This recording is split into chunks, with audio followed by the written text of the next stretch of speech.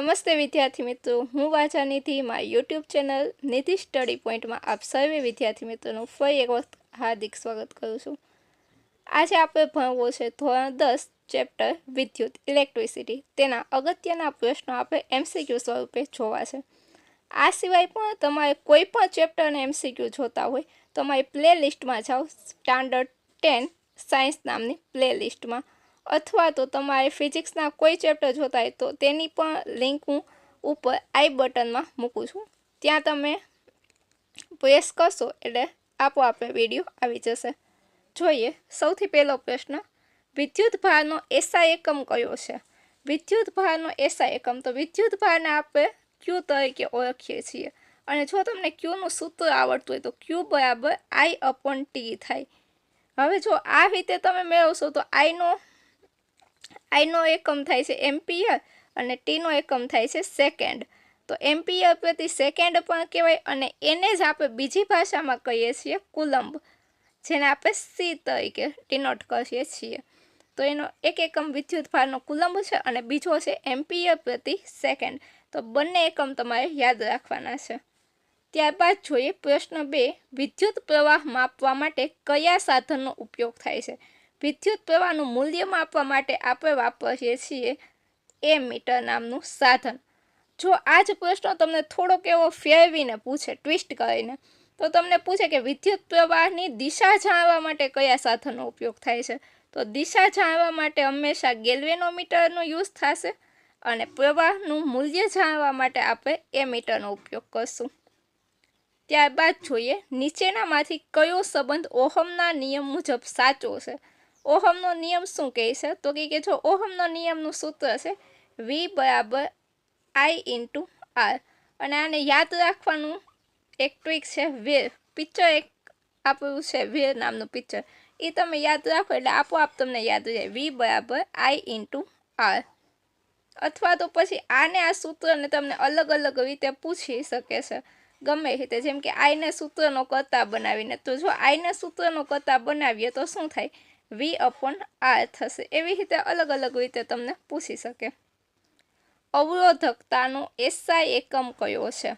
અવરોધકતાનો SI એકમ, તો પહેલાં તો આપણને અવરોધકતાનું સૂત્ર આવડવું જોઈએ. અવરોધકતા શું છે?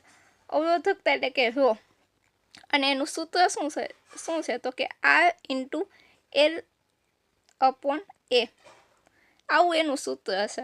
હવે જો આ સૂત્રમાં આપણે કિંમત મૂકીએ એટલે આપણને આપોઆપ અવરોધકતાનો એકમ મળી જાય. R એટલે કે અવરોધ, અવરોધનો એકમ શું હોય તો કે ઓહમ હોય છે. અને L એટલે લંબાઈ, લંબાઈનો એકમ થાય મીટર. અને છેદમાં A છે એટલે કે ક્ષેત્રફળ, ક્ષેત્રફળનો એકમ થાય મીટર સ્ક્વેર. હું અહીંયા લખું છું ઓહમ યારનો, અને ઉપર આપણે હતું એલનો થાય મીટર, અને છેદમાં હતું A એટલે કે એનો થાય મીટર સ્ક્વેર. એટલે કે મીટર ગુણ્યા મીટર લખી શકીએ. એક મીટર કેન્સલ થાય તો શું વધે? અહીંયા ઓહમ, અહીંયા મીટર, એટલે કે ઓહમ પ્રતિ મીટર. તો આપણો સાચો જવાબ આવશે ઓહમ પ્રતિ મીટર, ઓપ્શન બી.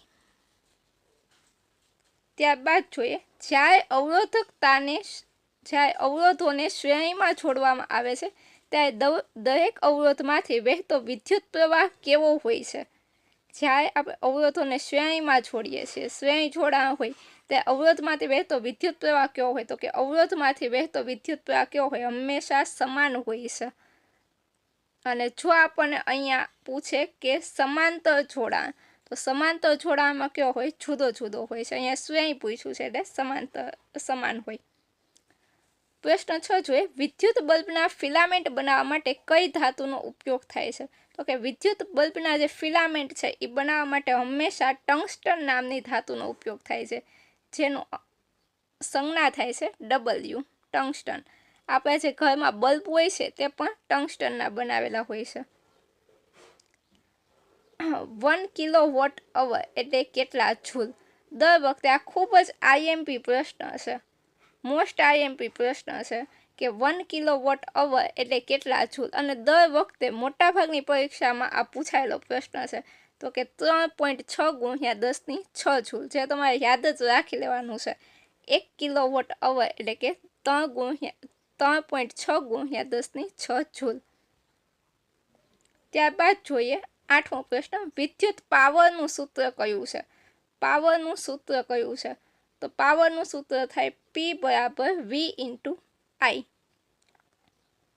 ત્યારબાદ જોઈએ ઇલેક્ટ્રિક ઇસ્ત્રી અને ટોસ્ટરમાં હીટિંગ એલિમેન્ટ તરીકે શુદ્ધ ધાતુને બદલે શેનો ઉપયોગ થાય છે?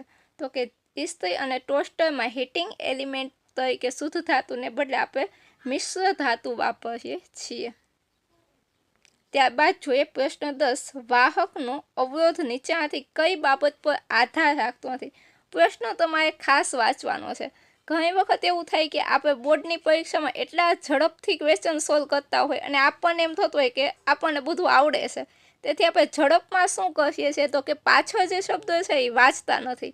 ખાસ કરીને અહીંયા લખ્યું છે કઈ બાબત પર આધાર રાખતો નથી, તો આધાર રાખતો નથી એવું પૂછ્યું છે એટલે શું આવશે જવાબમાં? ઓપ્શન ડી, વાહકનો આકાર। કારણ કે અવરોધ છે લંબાઈ, દ્રવ્યની જાત અને આડછેદના ક્ષેત્રફળ ઉપર આધાર રાખે છે। ચલો, આજના પ્રશ્નો અહીં સુધી રાખીએ, ફરી મળીશું આવતા લેક્ચરમાં। ત્યાં સુધી તમને વિડીયો કેવો લાગ્યો તે જરૂરથી લખો। જો ચેનલ પર નવા હોય તો ચેનલને સબસ્ક્રાઈબ કરો। જો વિડીયો ગમ્યો હોય તો વિડીયોને લાઈક કરો અને તમારા અન્ય મિત્રો સુધી લિંકને શેર કરો। ફરી મળીશું નવા લેક્ચર સાથે, નવા પાઠ સાથે। ત્યાં સુધી થેન્ક યુ સો મચ।